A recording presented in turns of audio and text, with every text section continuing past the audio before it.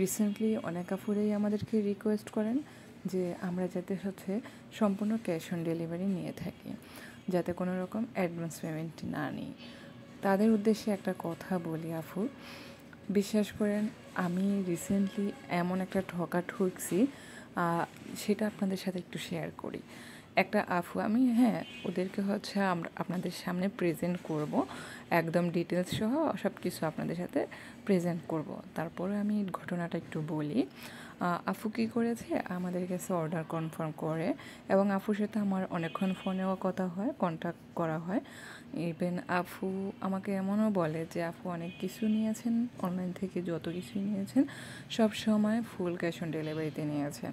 আমাকে রিকোয়েস্ট করে যে আপু আমাকে বিশ্বাস করতে পারেন, বিশ্বাস করেন আমি একদমই আপনার বিশ্বাসের অমর্যাদা করব না।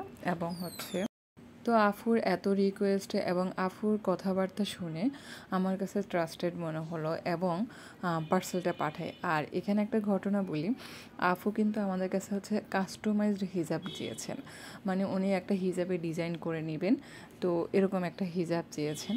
তো আমরা কোনো রকম অগ্রিম পেমেন্ট না নিয়ে আফুর জন্য হিজাবটা কাস্টমাইজ করি এবং ডিজাইন করে ছবিও পাঠাই আপুকে। তো সব কিছু মিলে আপুর সাথে কথা হয়, যেদিন পার্সেল পাঠায় সেদিনও কথা হয়।